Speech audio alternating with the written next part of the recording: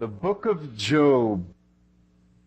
It's where we find ourselves tonight, as on these Sunday nights we continue to head through the Scriptures from Genesis to Revelation, and we come now to a new section of the Old Testament. The Old Testament is broken up really into 5 different parts. It's made up of the first 5 books of the Bible, known as the Law, and then followed by the historical books, which we have looked at from Joshua so many months ago. I don't know how many months or years or whatever since we were there, and then all the way through the book of Esther. And then following the book of Esther begins a section of the Bible known as the poetic books, or the books of poetry, and they are really Hebrew poetry. Begins with the book of Job, then on into Psalms and Proverbs, Ecclesiastes, and the Song of Solomon. And then after that, there is the division of the major prophets and then the minor prophets, and then we head into the New Testament. But tonight, we begin an entirely new section of the Old Testament with the book of Job, with the books of poetry. The book of Job is believed to be, next to the first 11 chapters of Genesis, to be the oldest record in the Bible. Job is considered by the experts, as you look at the genealogies and the names of the cities and all that are located in Genesis, he was probably a contemporary of Abraham, maybe even a little bit older than Abraham. And so it gives you a place for the setting. One of the reasons that this is important as we get into the book is you're going to see that here is a very righteous man who is mightily stricken by the enemy due to no sin in his life. And his wealth is stricken, his health is stricken. And then there's the idea concerning that well, you know, the whole question is brought in as it relates to covenants. That happened because he was under an Old Testament covenant, but he wasn't. The book of Job predates the covenants of the Old Testament, except for the covenant, made with Noah. Predates the covenant probably made with Abraham, and then later on with Moses. The books of the Bible that are known as the poetic books are books that are favorites among us as God's people. They're the books that we find ourselves going to when we're in deep water, when we're in deep trouble, when we're in difficult trials. We find ourselves in the book of Job, don't we? We find ourselves in the Psalms, don't we? We find ourselves in Ecclesiastes and Proverbs and the Song of Solomon. We find ourselves there. We find ourselves even drawn to that section of the Bible, sometimes not even knowing why. And one of the reasons that it appeals to us so much is that this section of the Bible is so experiential. It's not like the book of Romans that's a treatise on salvation. And that first 8 chapters, so intellectual, necessary, important, that our faith be intellectual. But there are times in our walk where we don't want to read something purely intellectual, though that touches our heart, mind, and soul in strength also. But we want to go someplace where we feel like whoever it is that's in the middle of this feels what we feel. So it's very, very experiential. The book, these poetic books, they also deal with individuals more than with nations. And we can relate to individuals going through things more than we can relate to whole nations going through things as it relates to application in our life. And they very much deal with the human heart. And so we see even in the title of this book, the book of Job, that it deals with a man. It's the story of a man. And you tell me that, and immediately I'm with you. You tell me it's the story of a nation, I'm still with you. It's just going to be a little harder on me, and you better be good at telling me how it all fits for me in terms of application. You tell me that this is a man, a godly man, a man trying to be a witness for the Lord in His day and in His hour and what He went through in those deep waters. And now you've got me, and you've got me easily as it relates to my attention. The theme of the book is really the mystery of suffering among the godly. I mean, how do we reconcile the suffering? We can understand the suffering in the world. We can understand the suffering that occurs among the wicked, those who were rebellious against God. But how do we explain the suffering that we as God's people go through when we know that He is sovereign, when we know that He is almighty, that with just one word out of His mouth, everything can change? And so we struggle with that. We struggle with those themes as it relates to our lives when we're in deep, deep trouble. And behind all of the suffering of Job, one of the great lessons that we see here is that there's a very high purpose of God.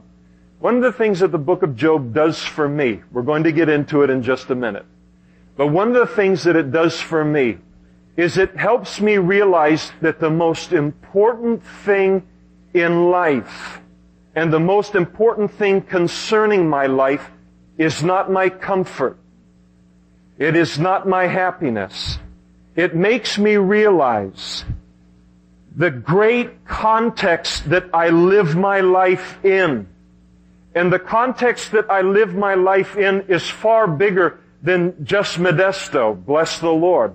But I mean, a lot bigger than just who's around me at work, just who's around me in my household, even what's around me in this world. The great thing that is being played out, the thing that's important, is what's being played out eternally concerning this world and how it impacts the eternal realm, the spiritual realm, the realm that we so easily lose sight of. That's the most important thing, that my life be a part of that larger canvas, that larger work that is happening, that unseen realm, that realm of what is taking place in the heavenly scene all of the time. The book teaches us that godliness doesn't mean that we're not going to suffer. I'll tell you, we're going to suffer, and as God's children in this world, because this is not home yet for us. We're behind enemy lines, and one of the fascinating things that we also learn from Job, I'm going to tell you the whole thing and then I'll have to repeat it all when we get to it. But one of the fascinating things about Job, and we learn from Job, is that we're not only in a battlefield, we are the battlefield. Do you think Satan is after countries? Do you think he cares one whit about borders? Do you think he cares about governments? Do you think he cares about that? He cares about human beings, souls. And so the battle that is waged in this world is waged concerning the eternal souls of human beings. And so that means for us as His children that we're going to even become the battlefield at times. I'll tell you, it feels like that at times, doesn't it? In our walk with the Lord. Isn't something, we just don't hear the bombs bursting in air in some distant place. They seem to be bursting right inside of our own hearts. One of the great themes of the book also, the word that's repeated over and over in terms of the name of the Lord in the book of Job, is the name the Almighty. It's repeated 31 times in the book. The Lord is revealed 31 times as the Almighty, that He's the sovereign one. He's the sovereign. He is the Almighty One. There are two verses in the New Testament that have always troubled me a little bit, and I haven't quite sealed them up in my mind, so maybe I'm foolish for bringing them forward, my unresolved questions. But Paul, writing to the Thessalonians, inspired by the Spirit, wrote and said, "In everything give thanks, for this is the will of God in Christ Jesus for you." And so he tells us, in everything, give thanks. I understand that verse. I understand that.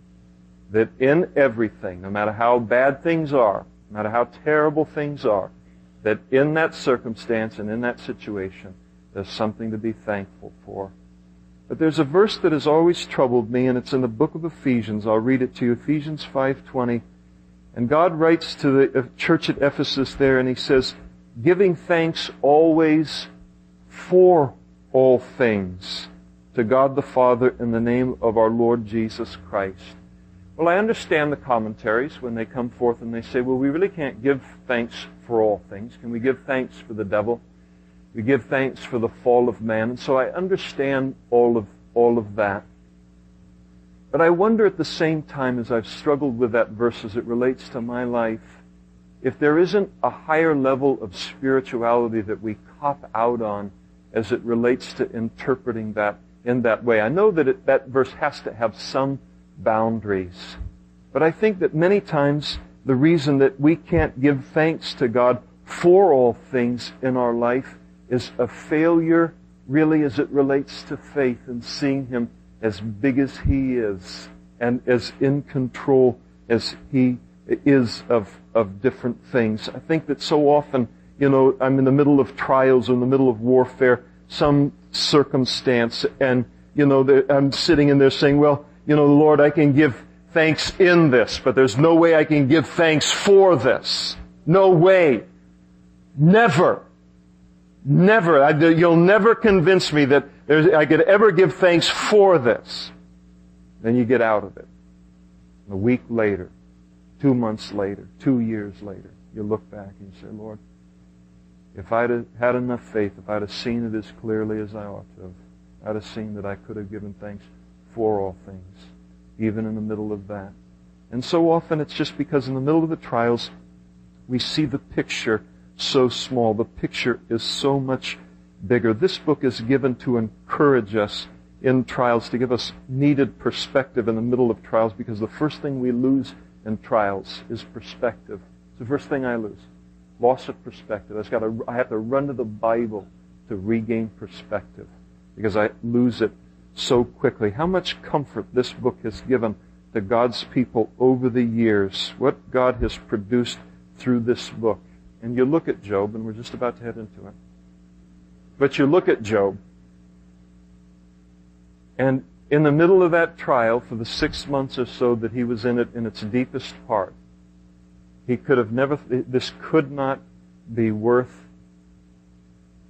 nothing could be worth what he was going through.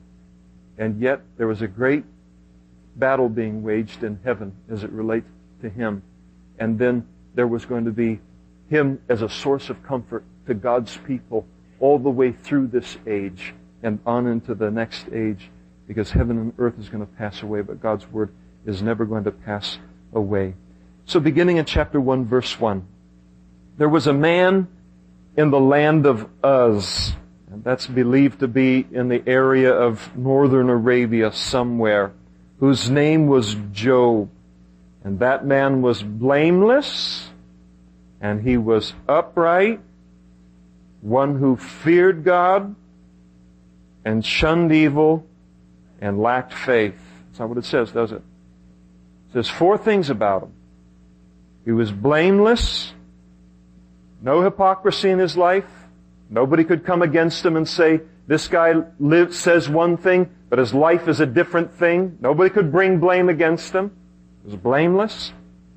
He was upright. That means he was straight. Things of the Lord. He feared the Lord. He had an awesome reverence for the Lord.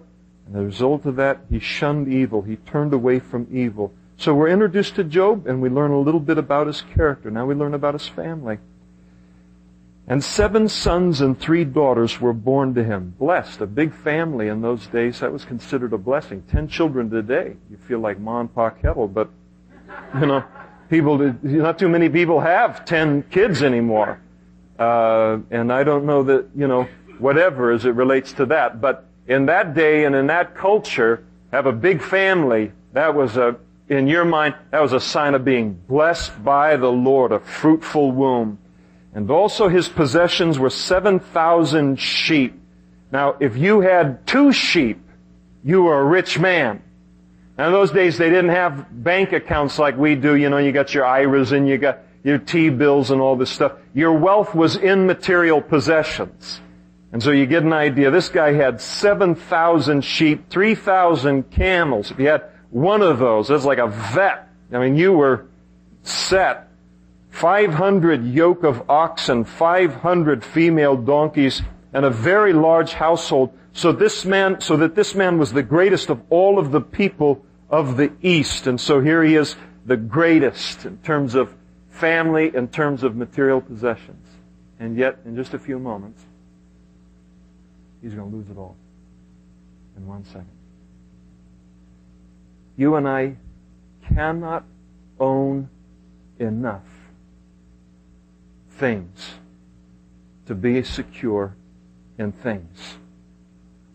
You cannot have a portfolio that is big enough to protect us from life. You can't get a big enough one. Forgive me, you English teachers. You can't get one that's that big. In 24 hours, it can be gone. In that age and in this age, vaporize. And that's why God works so hard to keep us in a place that our security and our source of peace is in Him. So that if something is touched or it is moved, we won't be moved with it. And so you're looking and say, surely this guy, could have said, well, I'm going to tear down these barns, build bigger barns. I mean, this guy was set to the end of his life, and yet, hey, nothing can provide security apart from a relationship with the Lord. Now his sons would go out, verse 4, and feast in their houses, each on his appointed day, probably their birthdays. And they would send and invite their 3 sisters to eat and drink with them. So that was nice of them. And so it was, when the days of feasting had run their course, that Job would send and sanctify them, and he would rise early in the morning, and he would offer burnt offerings according to the number of them all. For Job said, it might be that my sons have sinned and cursed God in their hearts, and thus Job did regularly. Now, it wasn't that they were at these birthday parties sinning. Here's just a father that is an interceding father. And so he's got that role as the head of the household, and he's covering his kids with his prayers and with his sacrifices, his intercession for them. And so a very spiritual man, a man who had spiritual leadership of his household, and this he did regularly. Now there was a day when the sons of God, probably a reference to angels, they came to present themselves before the Lord, probably in the heavenly scene. And Satan also came among them. Now, we notice that Satan has access to heaven.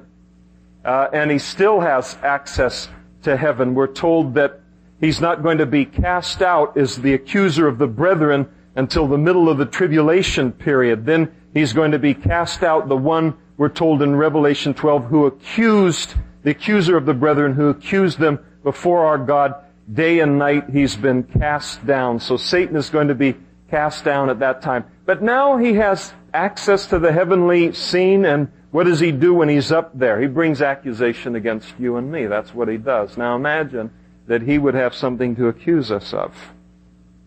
But he does. And he regularly accuses us. You remember when Simon Peter, he's never going to deny the Lord and everything, and Jesus finally said to him, Simon, Simon, indeed Satan has asked for you that he might sift, you as wheat.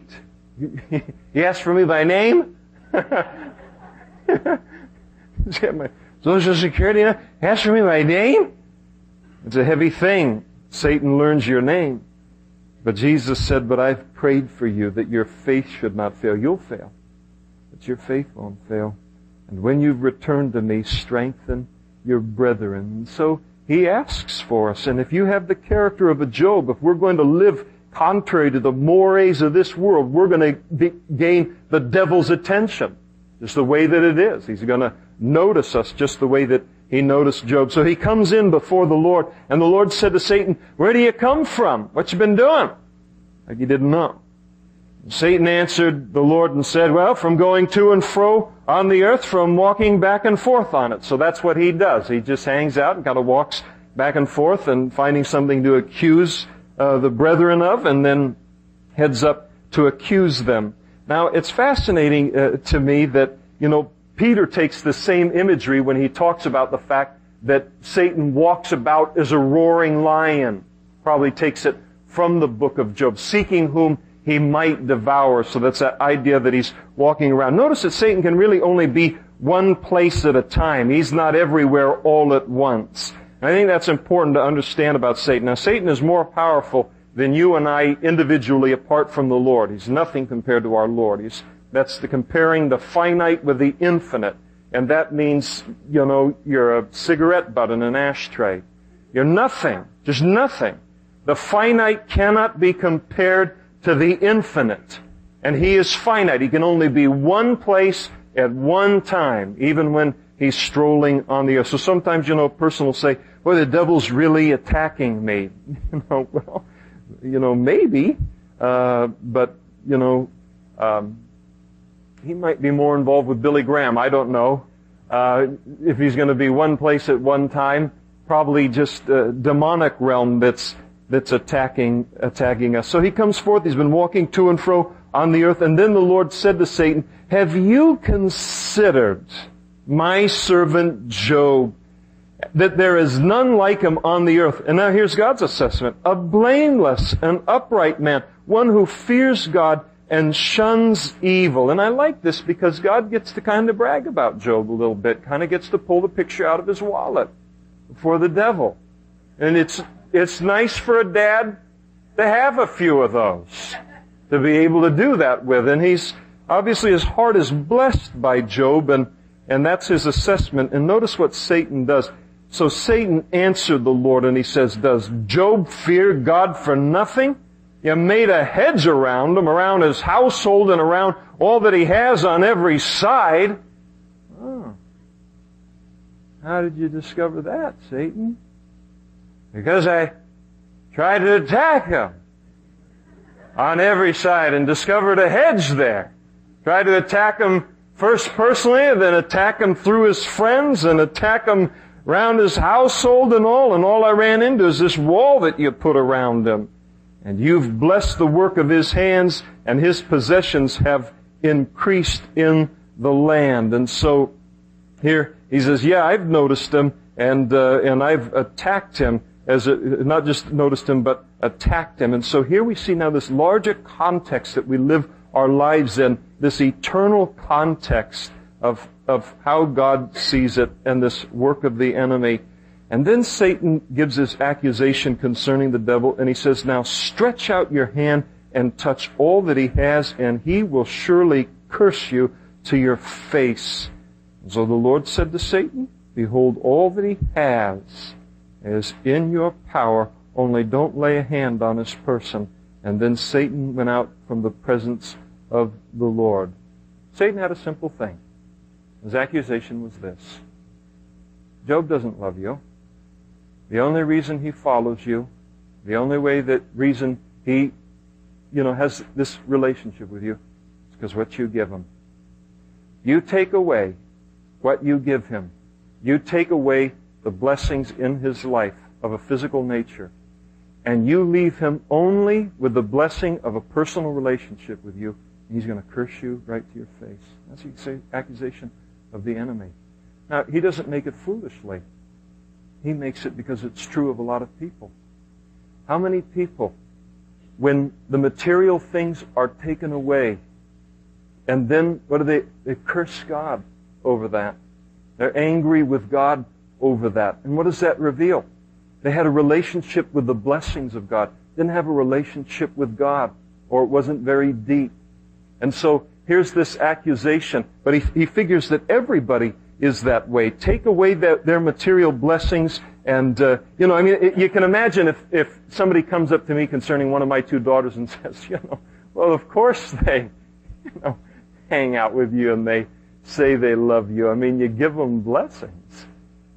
Take away the food and the shelter, and they'll curse you to your face.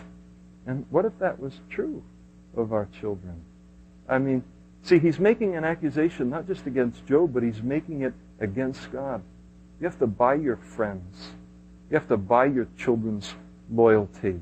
And it's a real slap to the face of God And so God said, all right, go ahead and touch what he has. Don't touch his body, in order to reveal that Satan was wrong. Now there was a day when his sons and daughters were eating and drinking wine in their oldest brother's house. And a messenger came to Job and said, the oxen are plowing, and the oxen were plowing, and the donkeys feeding beside them, when the Sabeans raided them, took them away. Indeed, they've killed the servants with the edge of the sword, and I alone have escaped to tell you. So you imagine that news comes to you, that all your oxen, all your donkeys have been, taken away, and your servants killed. And while he was still speaking, the first messenger, another messenger also came and said, the fire of God fell from heaven. No, it wasn't. It was from Satan. And burned up the sheep and the servants and consumed them. And I alone have escaped to tell you. And then while that second messenger is speaking, the words still echoing in his ears, then another came and said, the Chaldeans formed 3 bands, raided the camels, took them away, yes, and killed the servants with the edge of the sword, and I alone have escaped to tell you. And you say, oh man, nothing could be worse than that. And then another messenger came up and said, your sons and daughters were eating and drinking wine in their oldest brother's house, and suddenly a great wind came from across the wilderness, struck the 4 corners of the house, and it fell on the young men, and they are dead, and I alone have escaped to tell you. In 1 second, he loses all of his possessions, and he loses all 10 of his children. Now, some of you in this room have lost children. You almost have to take a while to camp at this place in the Bible to begin to get a feel for the level of trial that has hit him in just 1 second. And they talk about being punched in the stomach, with bad news, so it leaves you reeling, gasping for air. I don't know what this must have felt like to Job. Very, very difficult trial that came to him, so powerfully and so strongly. It's interesting that Satan really lives up to his name of destroyer, doesn't he? Really lives up to that name of destroyer. He did everything right up to the limit of what the Father allowed him to do. Did not 1/4 of an inch back from it. He did everything that he could do. He's a destroyer. When people sit in this world, people have no idea the blessings that are a part of the life of the believer and the unbeliever alike because of the restraint that God has placed on the devil and the carnage that this world would be if Satan had free reign. Is there a human being on the face of this planet at this moment that is listening to music and enjoying it? They do it because Satan is bound. Is there a person tonight on the face of this planet who reads a book and gets joy out of it? They do it because Satan is bound. Otherwise, the entire planet would be a carnage. And so he takes and he lives up to his name. And notice the response of Job here. He arose, verse 20, and then he tore his robe, the sign of mourning, shaved his head also, a sign of mourning, and then he fell to the ground and he worshiped. So he mourned, and just as any of us would mourn at the loss of our children, and then he falls to the ground and he worships. His relationship with the Lord greater than everything else. It was a refuge for him. He turned to that. And then notice what he declares in verse 21, and he said, naked I came from my mother's womb. I didn't bring anything into this world. And naked I'm going to return there. I'm going to go back to the earth, and I'm not going to take anything with me. Didn't bring anything in, not going to bring anything out. He said, the Lord gave, and the Lord has taken away.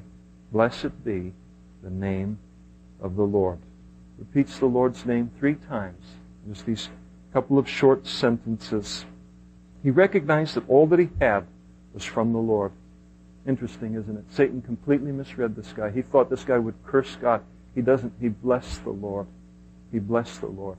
All that stuff that he had, Satan thought he, was just, using, just walking with God because he had those things. The whole time he saw all of that as a stewardship. And Job, we're going to see a little bit later, was a great giver to the poor. He never viewed all of those resources as his. Even the children, he viewed them as a stewardship given from the Lord. And so it was his to begin with. He's free to do it with it, whatever he wants to do. And I bless his name. Blessed be the name of the Lord. And in all of this, Job did not sin nor charge God with wrong. These few verses, 21 and 22, have been a huge comfort to God's people through the ages. If you go through very, very old cemeteries, whether in Europe or in the United States, in countries where there's a strong Christian heritage, it's not unusual to go through and find a tombstone that will say, "The Lord giveth, the Lord taketh away, blessed be the name of the Lord." And then when you look at the dates on that tombstone, you find out that it was, 1901 to 1903. The child died. The child died. And then where did the parents go for comfort and perspective? They went to Job, right here at the end of chapter 1. And they said concerning their own children, "The Lord gives, the Lord takes away. Blessed be the name of the Lord." And so his relationship with the Lord was bigger than just, the possessions. And I think that Job, when you look at what he says here in verse 21, he never was grander in all of his life than when he sits right there with nothing and he praises the Lord in the middle of that. I'm in awe of this man. I really am. Really am. Say, "Oh, look at all the wealth and look at all the things and all." And say, "Oh, man, you couldn't gain any more respect for him." Yes, you can. When a man can respond to the things like this in the Lord the way that he did. Chapter 2. "And again there was a day when the sons of God came to present themselves before the Lord, and Satan also came along to present himself before the Lord. And the Lord said to Satan, 'Where are you coming from?' And so Satan answered the Lord and said, 'From going to and fro from the earth and from walking back and forth on it.' And then the Lord said to Satan, 'Have you considered my servant Job, that there's none like him on the earth, a blameless and upright man, one who fears God and shuns evil, and still he holds fast to his integrity, although you incited me against him to destroy him without cause?' And so Satan answered the Lord and said, 'Skin for skin, yes, all that a man has, he will give for his life.'" All right? Yeah, he didn't curse you because of the taking of the possessions, but if you touch his body, he'll curse you. And again, he's a mercenary. He follows you as long as you provide him with health. But if his health goes, he'll curse you, God. And so he said, "Stretch out your hand now and touch his bone and his flesh, and he'll surely curse you to your face." And so the Lord said to Satan, "Behold, he's in your hand, but spare his life. You can do everything but kill him." And that's exactly what Satan is going to do. And Satan went out from the presence of the Lord, and he struck Job with painful boils from the sole of his foot to the crown of his head. Ever had a boil? Don't shout out. Ever had a boil? That is painful. Can you imagine from the top of your head to the bottom of your feet, one solid boil? How do you get comfortable?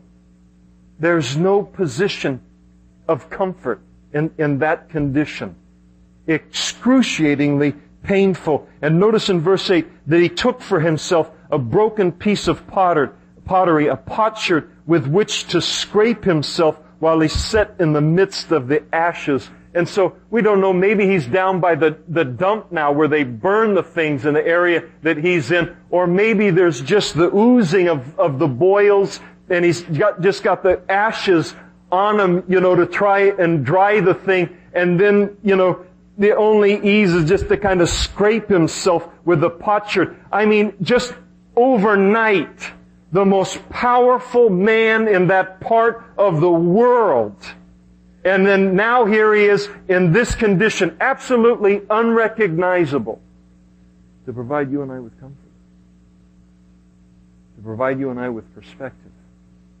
hope in the middle of trial, in the middle of difficulty.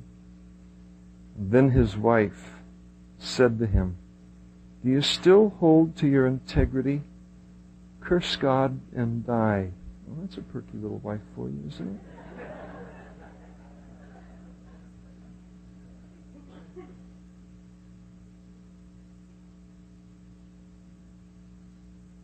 But she's also lost 10 children. And her husband is in the worst pain she's ever seen him in his whole life. And what she's saying is, go ahead and curse God so that He'll strike you dead and your pain and my pain will be over. Now you can understand it in the natural, but it's bad counsel. It's bad counsel.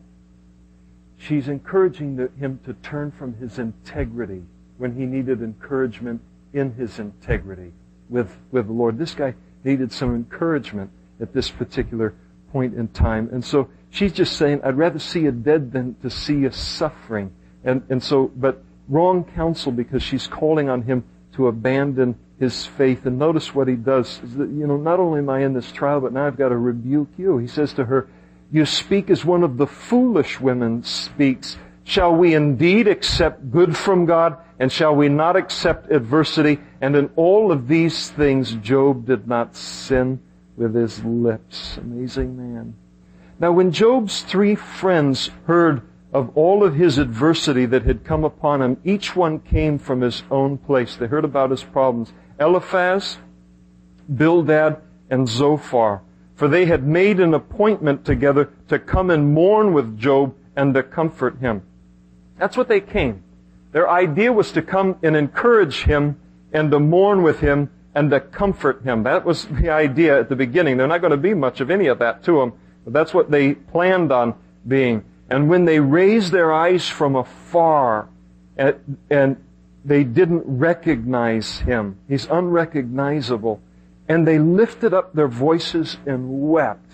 Now, you put yourself in Job's place, and your 3 friends come, and they see you from about 300 yards away. Is that Job? It's Job. It can't be Job. Job. And all of a sudden, they begin to cry as they're coming to see you. I don't know about you, but I think that would be comforting. And Job has to feel, all right, some compassion. These guys are going to take care of me. They're going to comfort me. They're going to help me. Somebody understands. And so here they come. They lifted up their voices and they wept, and each one of them tore their robe. They sprinkled dust on their head towards heaven, signs of mourning. They sat down with him on the ground. 7 days and 7 nights they sat with Job. Nobody said a word to him, for they saw that his grief was very great. Nobody wanted to say anything. He was going to have to break the silence, and so they come to him. Now, they would have done well if the 7 days had turned into 7 or 6 months of silence. But they're going to begin to speak about things that they don't understand. His friends are going to take a hit because they were miserable comforters. But I'll tell you something, there's something commendable about them, and that is they came to Job, and they came to him, and what they did have to say, they said to his face. That was more than a lot of people were doing about Job in those days. They at least came and said it to his face. And they were dead wrong, but at least they were man enough to do that. Chapter 3. And after this 7 days, Job opened his mouth, and he cursed the day that he was born. So you can imagine, here Job understands what has happened to him, but he doesn't understand why it's happened to him. And he spoke and he said, "May the day perish in which I was born." He said, "I wish I wasn't born." And the night in which it was said, "A male child was conceived." I curse the day I was conceived. May that day be darkness, and may God above not seek it, nor the light shine upon it. May darkness and the shadow of death claim it. May a cloud settle on it. May the blackness of the day terrify it.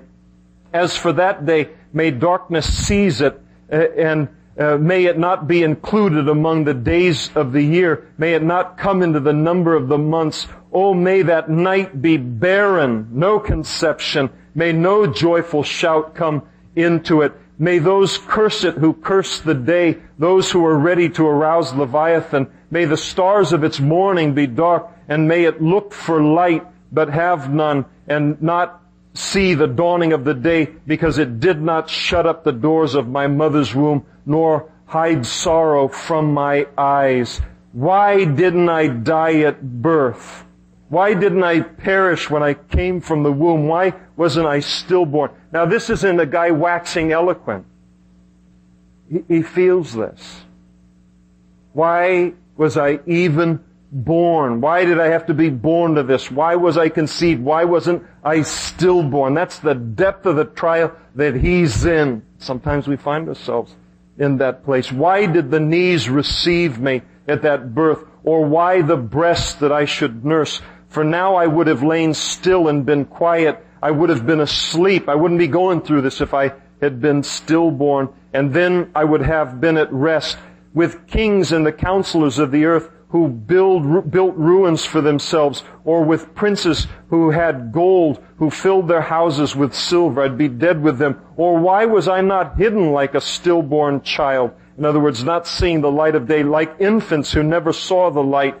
There the wicked cease from troubling, and there the weary are at rest, and there the prisoners rest together. They do not hear the voice of the oppressor. The small and the great are there, and the servant is free from his master. Why is light given to him who is in misery, and life to the bitter of soul, who long for death, but it does not come, and search for it more than hidden treasures? I'll tell you something. Good thing one of his friends wasn't Dr. Kevorkian. Serious side, though. Serious. The people that are being taken out in this way, do you think they're in a deeper trial than Job is in? You see, I mean, it's just, heavy what's happening all around us. There can be times where we hit these feelings in our life.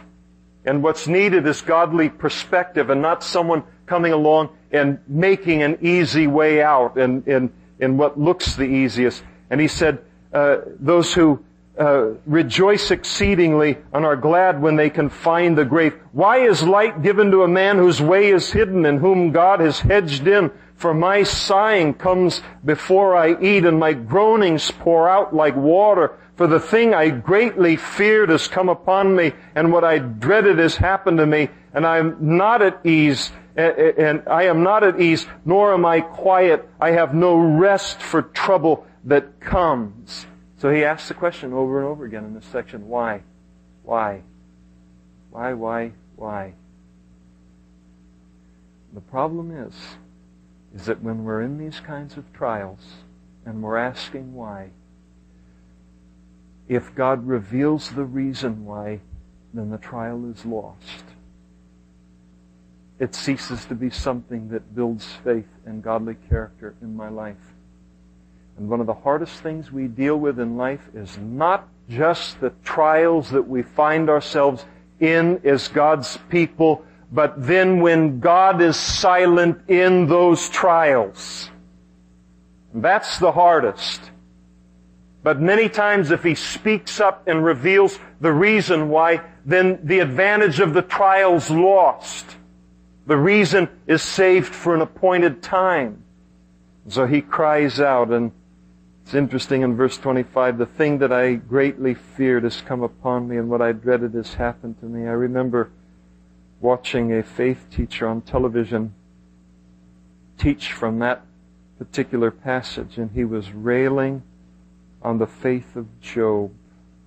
That all of this came into his life because of a lack of faith. I don't know how he should have read the first 3 chapters here to understand the big picture.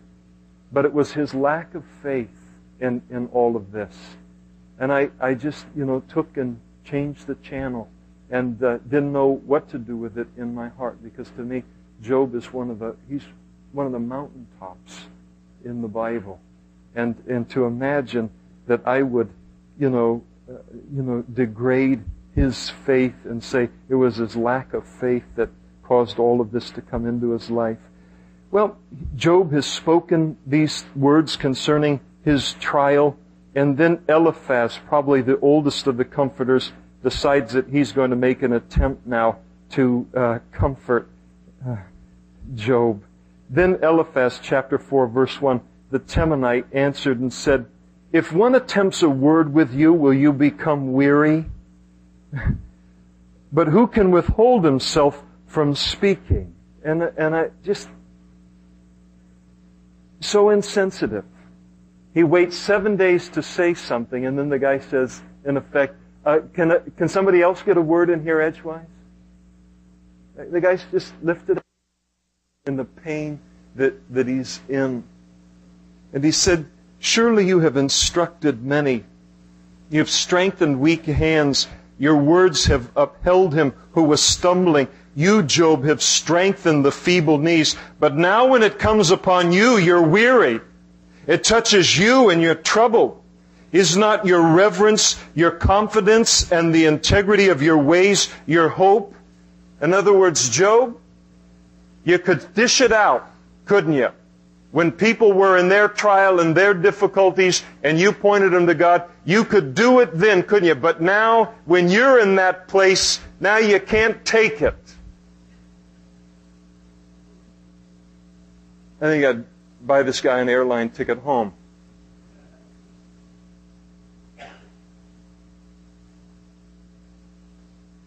One of the things that happens in our handling of the Word of God is that we better teach the Word and we better preach the Word beyond our experience. We better do that.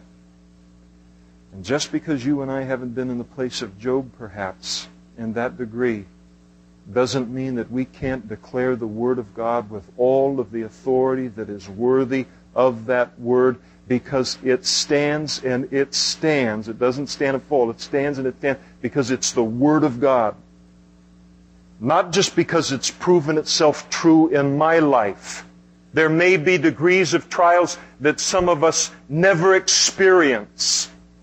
But we can preach the truth of God related to those trials, the provision of God, the ability of God.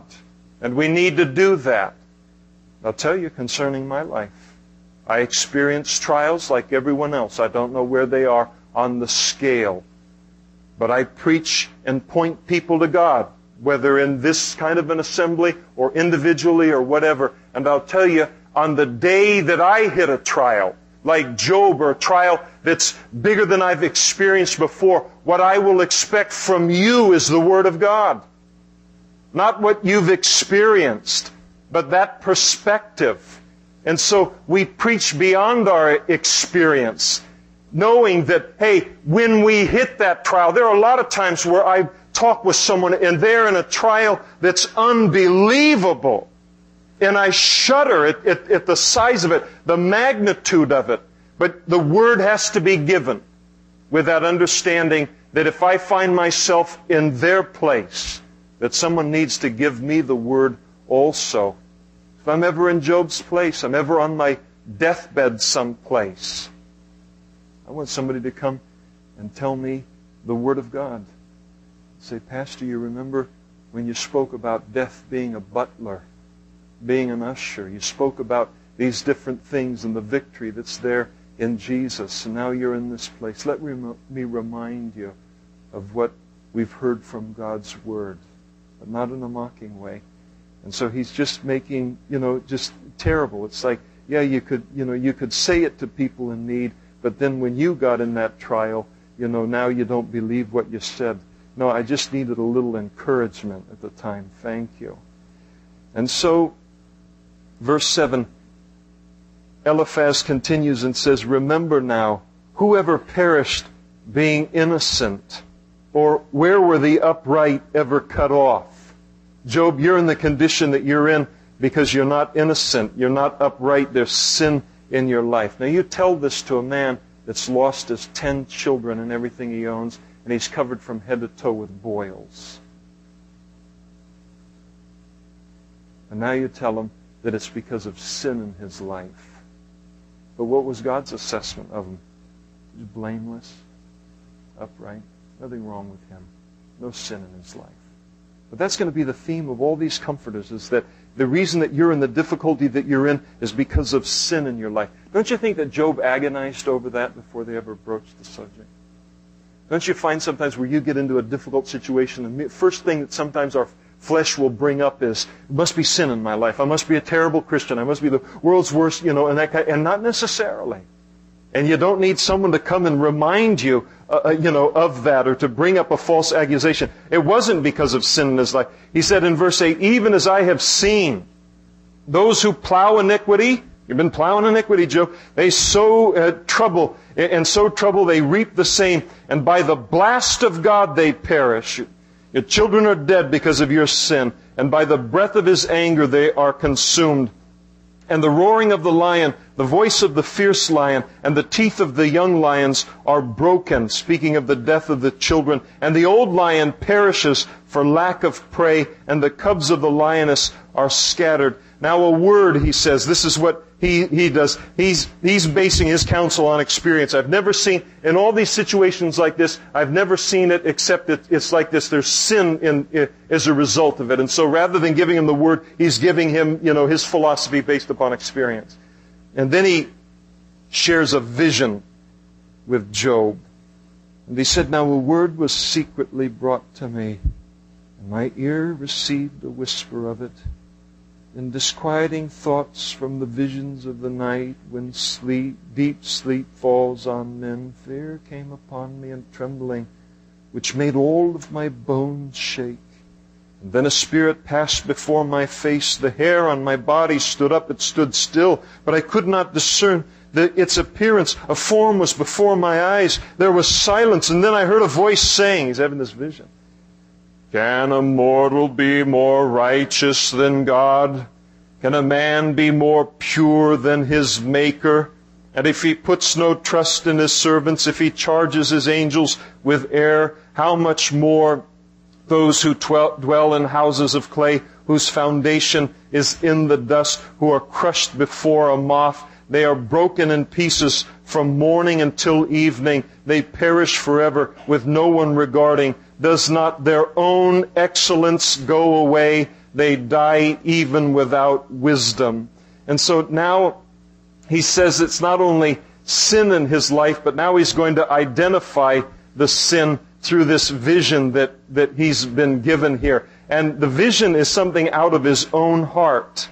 This vision didn't come from God. And he's telling Job that the reason that he's in the situation that he's in is because of sin, and he's in it because of the sin of pride.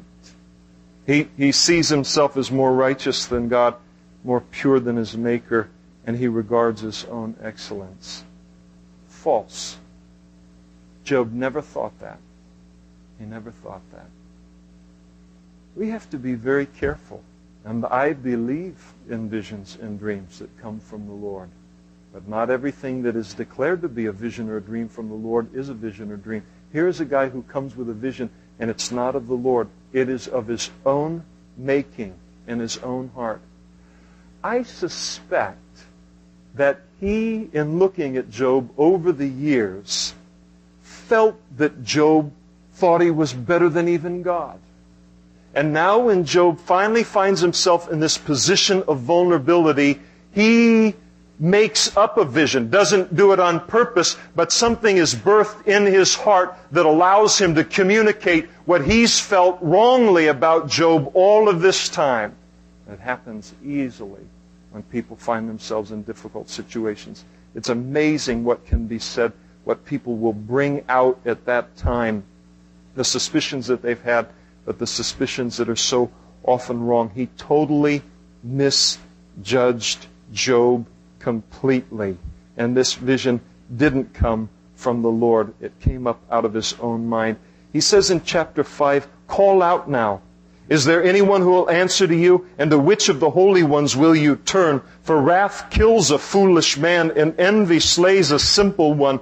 And I have seen the foolish taking root, but suddenly I cursed his habitation, and his sons are far from safety. They're crushed in the gate, and there's no deliverer. Again, this guy's ruthless.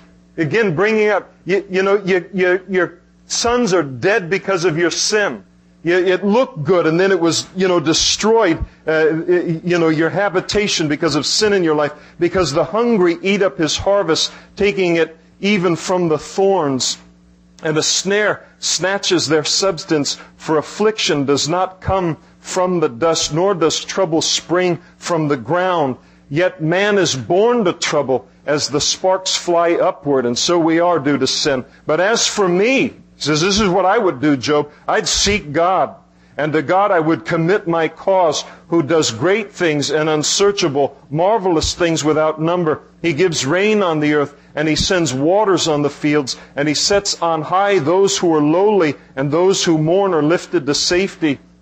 He frustrates the devices of the crafty. Now he's accusing them of being crafty, so that their hands cannot carry out their plans. He catches the wise in their own craftiness, and the counsel of the cunning comes quickly upon them. They meet with darkness in the daytime and grope at noontime as in the night. But he saves the needy from the sword and from the mouth of the mighty and from their hand. And so the poor have hope, and injustice shuts her mouth. Behold, happy is the man whom God corrects. Now he's telling him that God's chastening him.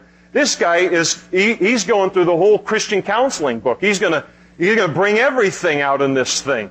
It's sin in your life. God's chastening you, and you're proud. You see yourself as better than God. All of this kind of stuff. Listen, this book is instruction, not only to us when we find ourselves in the place of Job, but it is a great book of instruction for when we find ourselves in the place of Job's comforters. And that is, if we don't know what we're talking about, just sit with them. And that's something that some of us learn, harder than others. And, early on in my Christian walk, I felt I had to have an answer for everything. I just had to, here's what's happening here, and some little, snappy comeback to every kind of a deal. You try to get everything all right into place until you come to grips with the fact that God's way bigger than any of our systematic theologies or what we understand about Him. There's no way that the finite can fully understand the infinite. There is no way. And so, the older I get, when I go to the hospital, when I go to the different places, I go and I'm there. That's what I am. I'm there. I don't try to come up with answers. I don't try to come up with visions. How can I help you? What can we do to help you? That's all. And the words have become fewer and fewer and fewer over the years. And certainly no trying to read into every kind of situation. Job didn't need a debate. He didn't need this discussion. He just needed 3 men to stand by him, encourage him in the things of the Lord, and say, we're here for you. No matter what, we are here for you until we understand what is happening here. If we ever do. That's all he needed. I'll tell you, that's a good friend. That's a good counselor. That's a good counselor. The people that are considered the greatest counselors are the people that never say anything. Somebody comes in, they start to talk, and they talk for the whole hour, and then you never got to say a single word, and you close it up in prayer, and they leave, and they think you are the most awesome counselor on the face of the planet, because they just got to talk, and they kind of discovered the truth for themselves and everything, and you ate your lunch, and kind of deal and all, and the fewer the words, so often, the better. And so here he feels like, he just feels compelled to have an answer. I got to give this guy some kind of an answer. He can't. He has no answer. Nobody knows right now but heaven what's going on. And that's the position that we find ourselves in continually. So, hey, Job, you're being corrected now. It's God. Happy is the man whom God corrects. Come on, chin up. It's your dauber up, buddy. Happy is the man whom God corrects.